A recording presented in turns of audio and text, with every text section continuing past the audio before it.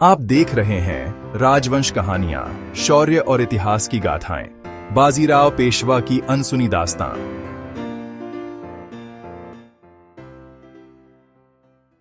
सन 1700 महाराष्ट्र के सरस्वती परिवार में एक बालक ने जन्म लिया। उसका नाम था बाजीराव भट्ट। पिता बालाजी विश्वनाथ मराठा साम्राज्य के पहले पेशवा थे। परिवार में अनुशासन, मर्यादा और देशभक्ति की गहरी परंपरा थी। बचपन से ही बाजीराव के भीतर अद्भुत ऊर्जा थी। घुड़सवारी, धनुर्विद्या, तलवारबाजी और रणनीति मानो उन्हें वरदान में मिली हो। गांव के बच्चे खेल खेल में लड़ते तो बाजीराव नियम बनाकर उन्हें दो सेनाओं में बांट देते और युद्ध की असली तकनीक सिखाते। माँ राधाबाई अक्सर कहती, बाजी तू बड़ा होकर बहुत बड़ा सेनापति बनेगा। और बालक हंसकर जवाब देता, माँ मैं मराठा साम्राज्य का झंडा पूरे हिंदुस्तान में गाड़ूंगा। 1720 में पिता बालाजी विश्वनाथ का निधन हुआ। दरबार में चर्चा हुई कि अब पेशवा कौन बनेगा। कई अनुभवी सेनापति वहां मौजूद थे। तभी शाहूजी महाराज ने घोषणा की, मैं अपने नए पेशवा के रूप में 20 वर्षीय बाजीराव को नियुक्त करता हूं। सभा में खुसफुसाहट मच गई। इतना छोटा लड़का, क्या यह साम्राज्य संभाल पाएगा? लेकिन शाहू महाराज ने दृढ़ स्वर में कहा, इसमें वही तेज है जो शिवाजी महाराज के सेनापतियों में था। मुझे पूरा विश्वास है। इस तरह 20 वर्ष की आयु में बाजीराव बने मराठा साम्राज्य के सेनापति और प्रधानमंत्री। बाजीराव ने पद संभालते ही एक सिद्धांत बनाया, जो शीघ्र है वही विजयी है। उनकी रणनीति 3 बातों पर टिकी थी। 1. तेज गति से चलने वाली घुड़सवार सेना। 2. दुश्मन को थकाकर असमंजस में डालना। 3. अचानक हमला करके शत्रु को पस्त कर देना। उन्होंने सेना को इतना चुस्त बनाया कि एक दिन में 70-80 किलोमीटर की दूरी तय कर सकते थे।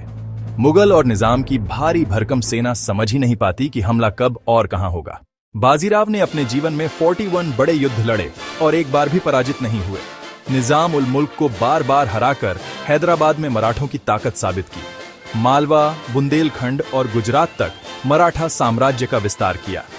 दिल्ली तक पहुंचकर मुगलों की नींव हिला दी। उस समय लोग कहते थे, जहां बाजीराव का घोड़ा दौड़ता है वहां से मुगल भाग खड़े होते हैं। 1729 में बुंदेलखंड के राजा छत्रसाल पर मुगलों ने हमला कर दिया।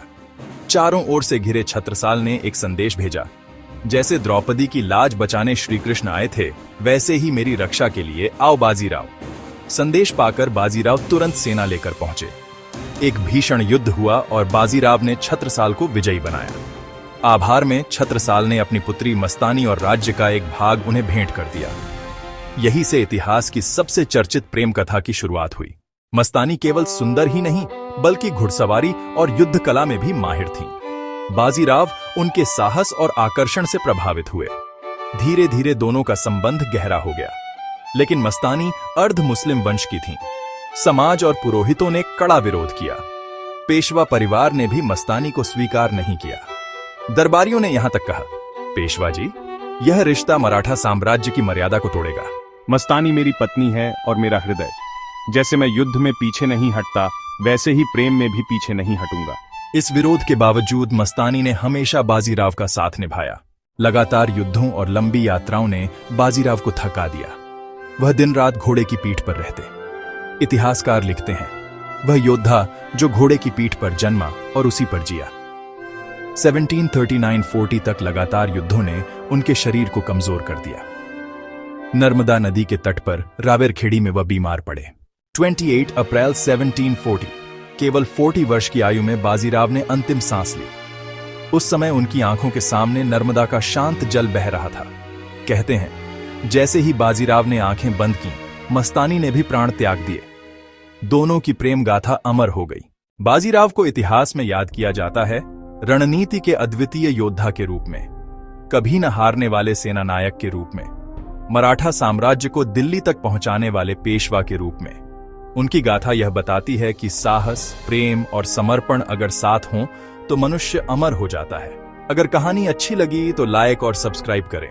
जुड़ें राजवंश कहानियों के साथ।